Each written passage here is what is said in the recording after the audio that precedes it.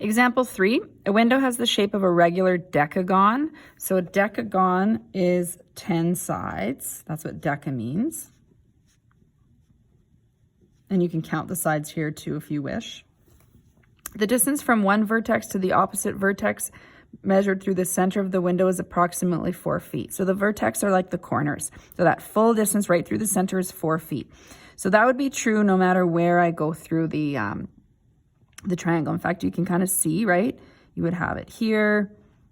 All of these distances would be the same. Not that I necessarily for sure need to draw them in, but that helps you visualize that. Okay, determine the length of the wood molding material that forms the frame of the window to the nearest hundredth. So you want this distance along here. So if these are triangles here to work with, we have 1, 2, 3, 4, 5, 6, 7, 8, 9, 10 of the exact same times of triangles. So what you're asking for basically is, or what you need to find is the perimeter. So perimeter, actually let's say find perimeter here. Okay, so clearly we got to use some triangles here. So if I was to take one of these triangles, let's sort of just visualize this one right here. So if I'm going to use this triangle right here, okay, now these are not right angles here. A right angle would occur if I cut it down in the middle. Now this is a little bit small to work with, so I'm going to redraw this triangle right here. Make it kind of upright. So I'm going to just sort of blow this diagram up a little bit. There we go. Okay, so if this full distance along here is 4 feet, this was 2 feet on each side here. So that means these were each 2 feet. Okay, I'm then going to cut this triangle in half because I need a right angle to work with for a right angle trig, okay? So we want to look at on this. Now, we need some more information here. We're going to need some kind of an angle in here. We don't have an angle in here. So this one makes us think a little bit more. If we're talking about this shape right here, one full revolution with these angles right here, we want to ultimately know the angle right up here, okay? One full revolution in one circle is 360 degrees. So if we take 360 divided by the 10 angles that are created there, that means each one of those angles is 36 degrees. So this right here is 36 degrees.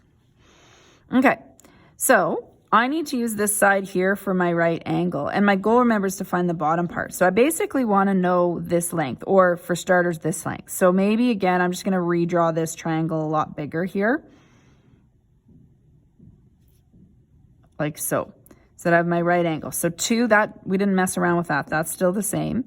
My goal is to find this side right here, which is this piece right here. This was 36. Now I cut this in half. So instead of 36, this is now half of that, 18 degrees. So now I have a right angle triangle where I can use my trig. So if the angle's here, this is the opposite side, and this is the hypotenuse, so that one means I would use sine.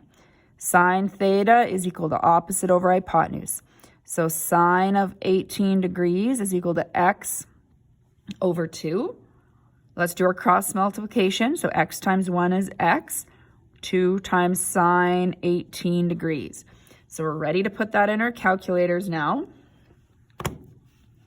So 2 sine 18.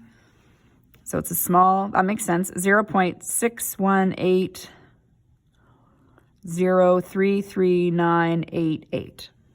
Okay, now we're going to keep that in our calculator. We don't want to round early. So that's what this distance is right here. So this full distance along each full side, okay, would mean twice of that. So then we would say, therefore, one side is equal to 2 times that number, 0.6180. We'll just say ... So on my calculator, I'm going to go times 2. Okay, so that's going to equal 1.236 ...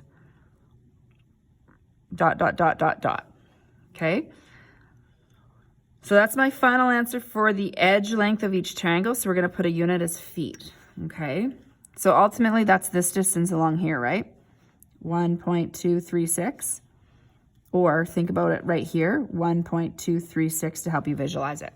So we know that we have this. So how many of these do we have on here? Well, if it's a decagon, we have 10. Okay, so for the perimeter,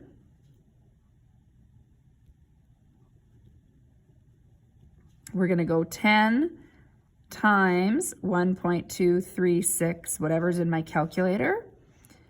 So keep that in your calculator and go times 10. You don't want to hit clear in your calculator. You want all those decimals there to be the most accurate as you can be. All right, so 12.36, that's the nearest hundredth, is 2 decimal places. So 12.36, and the unit was feet.